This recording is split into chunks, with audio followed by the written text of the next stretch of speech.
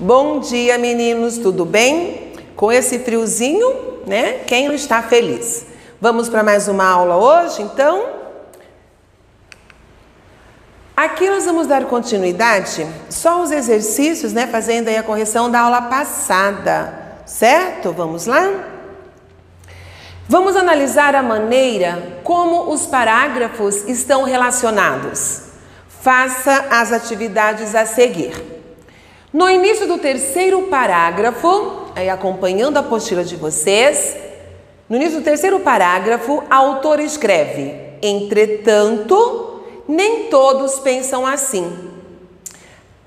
Assinale as afirmativas corretas. A conjunção entretanto é aditiva? A conjunção entretanto é adversativa? O emprego da conjunção entretanto não está de acordo com a norma padrão porque não estabelece oposição com o conteúdo do parágrafo anterior?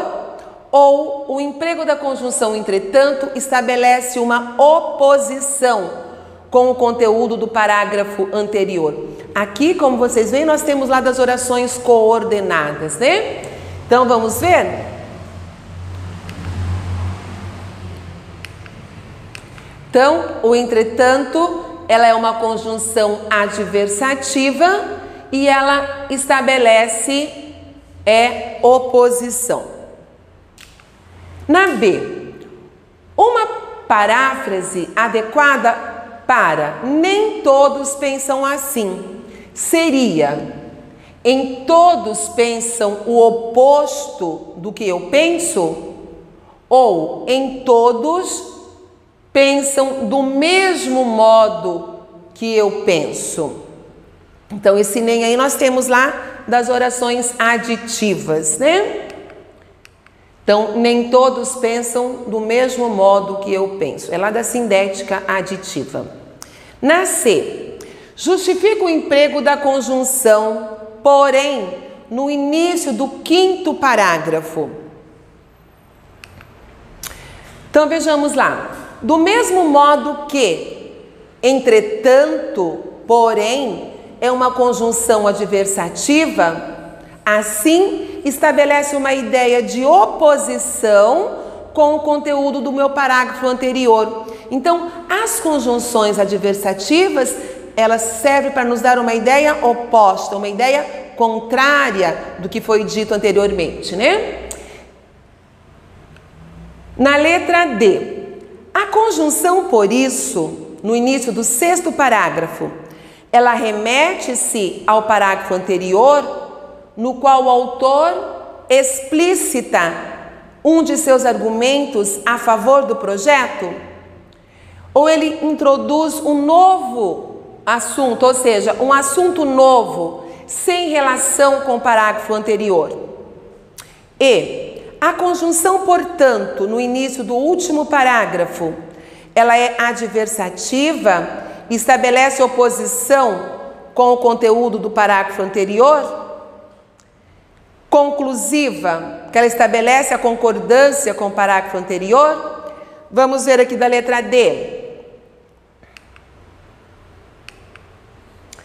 Então, ela remete ao parágrafo anterior. E, portanto, ela é conclusiva, que estabelece concordância com o meu parágrafo anterior. Na questão 8, um dos critérios para avaliação da dissertação escolar é o respeito da norma padrão da língua portuguesa. Vamos observar se a autora do texto atende a esse quesito. A. No que diz respeito à regência verbal, a frase a seguir está inadequada. Como se explica essa inadequação? Os eventos culturais e a prática de esporte deverão contribuir e incentivar o desenvolvimento de habilidades de muita gente. Então, se ela deve contribuir alguma coisa. Então vejamos ali. Na frase acima, há dois verbos que necessitam de complemento distintos. No caso, o verbo contribuir. Se eu contribuo com o quê? Eu contribuo com alguma coisa. Então, se eu contribuo com alguma coisa, ele é um verbo aí que ele exigiu preposição. Então, portanto, é um verbo transitivo indireto e exige um complemento verbal, que é o objeto indireto, né? Então, nós temos ali, olha. São verbos que necessitam de complementos distintos. No caso, contribuir, ele é indireto, pede a preposição ou para ou com. E incentivar, transitivo direto. Então, se eu incentivo o quê? Eu incentivo alguma coisa, então eu incentivo o desenvolvimento. Na B, reescreva o trecho anterior de modo que atenta às regras da regência verbal. Então, nós temos ali uma alternativa seria esta: os eventos culturais e a prática de esporte poderão contribuir para o desenvolvimento de habilidade de muita gente e até mesmo incentivá-las a praticar esportes. Na questão 9, recapitule todos os argumentos contra o discurso de ódio e a favor dele, que você conheceu na sessão prática de oralidade. Então, vocês vão voltar lá na apostila e ler, né, quais são os discursos de ódio, né, para vocês assimilarem. Na 10, procure mais argumentos com domínio do tema, sendo assim, vamos pesquisar e ler, certo?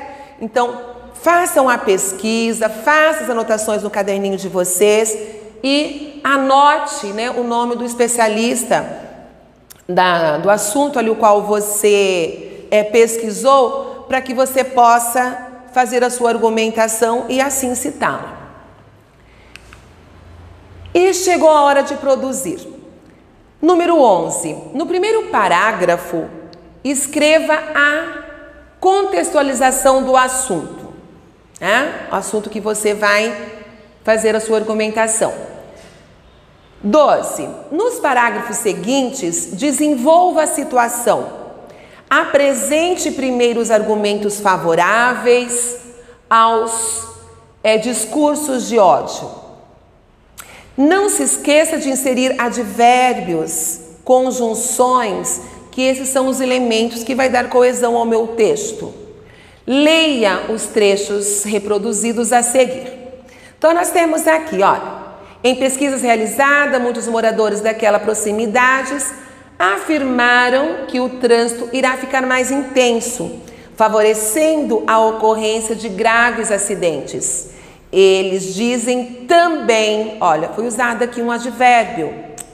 Eles dizem também que a tranquilidade daquela avenida ficará comprometida, pois haverá muito barulho e, nós temos aqui uma conjunção aditiva, né, lá das orações coordenadas. E agitação, e com aglomeração de pessoas, o índice de violência irá aumentar.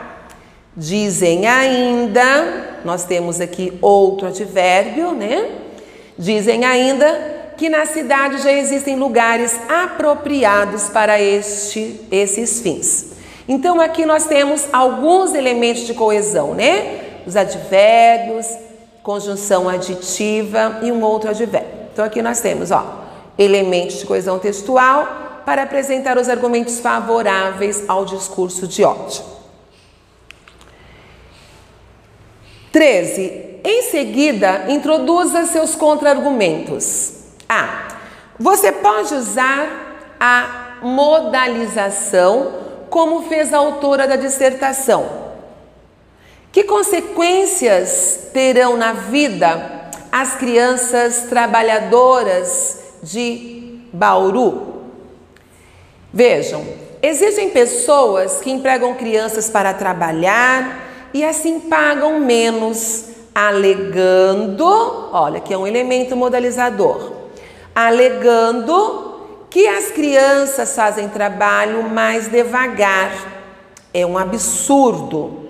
Dizem que estão ajudando, senão as crianças estariam passando fome, roubando e até se drogando, né? Então aqui nós temos o contra-argumento dela. Na letra B, utilize também os modalizadores que você exercitou na sessão prática de oralidade. É verdade que, concordo que, evidentemente que, sem dúvida. Então, esses são alguns modalizadores que vocês poderão utilizar na produção de vocês para fazer a contra-argumentação. C. Outra opção para introduzir os contra-argumentos é criticá-los diretamente, como fez a autora da dissertação na Avenida Rio Branco, lixo ou cultura. O que essas pessoas não entendem é que, volta lá no texto de vocês e dê uma olhadinha ali. Há construções parecidas com essa, que cumprem a mesma função. As pessoas deixam de perceber que, ou não se pode esquecer de que. Quem se esquece, esquece de alguma coisa. Então, ele rege preposição. É importante mencionar que. Então, mencionar o que. Então, esses são alguns elementos aí para a construção. 14ª. Estabeleça a ligação entre os parágrafos usando as conjunções coordenativas entretanto, porém, por isso e portanto. 15. Para reforçar sua contra-argumentação, mencione o nome da fonte pesquisada que é contra o discurso de ódio. Introduza uma informação dela utilizando o discurso indireto. 16. Decida em que momento você quer apresentar sua tese. Logo no início ou mais para o final do seu texto. Então, aí você vai ver, por onde você quer começar. 17. Observe as regras norma padrão, que são ortografia, concordância, regência verbal, regência nominal, tudo aquilo que nós já vimos. 18. Escreva a conclusão do texto, 1 ou 2 parágrafos. Retome resumidamente os argumentos e contra o discurso de ódio e destaque a importância de combatê-los, tá? Então, você vai voltar aquilo que você já colocou no início do seu texto, e não escrever com as mesmas palavras, mas retomando a eles, não acrescentando, apenas retome o que você fez no início do seu texto. Mantenha a unidade temática do início ao fim, como ocorreu nas dissertações que você leu neste capítulo. Então, você não vai fugir do tema, mantenha sempre o mesmo tema. Classifique sintaticamente os elementos destacados. Então, nós vamos ver aqui. Uma das características da criatividade é que ela difere do normal à rotina. Quem difere, difere de alguma coisa, Então, difere de quê? Do normal. Difere de quê? Da rotina. Então, do normal e da rotina, nós temos como objeto indireto, porque, olha, ele regeu preposição. De mais o, do. De mais a, da. Então, é um verbo transitivo indireto. Rege preposição sempre. Artistas, designer e músicos são sortudos por terem uma vida cercada de atividades. Então, são sortudos por terem o quê? Uma vida cercada de criatividade. Então, o meu verbo aqui, olha, ele é um verbo transitivo direto. Então, ele exige como complemento verbal o objeto direto. Então, uma vida cercada de criatividade, objeto direto do verbo ter. Então, ele complementa o verbo ter. Ele é o complemento verbal que nós damos o nome de objeto direto. C. Apesar de achá-lo criativo, ele nunca pensou nele mesmo. Ele nunca pensou em quem? Nele. Então, aqui eu tenho a contração de uma preposição em mais ele. Desta forma, não era arte, mas ele estava resolvendo problemas e inventando coisas. Então, nós temos aqui, nele mesmo, objeto indireto, porque regeu uma preposição em mais ele aqui, e o objeto direto do verbo resolver, coisas, objeto direto do verbo inventar. Meninos, paramos por aqui, até a próxima aula e dê uma olhadinha no caderninho de atividades de vocês. Até mais!